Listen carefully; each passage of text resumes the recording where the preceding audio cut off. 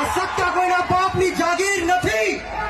જો ગુજરાતની સરકાર અને પોલીસને એમ લાગતું હોય કે ચૈતર વસાવાને પૂરીને આદિવાસી સમાજનો અવાજ દબાવી દેશું તો કામ સાંભળી લેજે હર્ષ સંઘવી.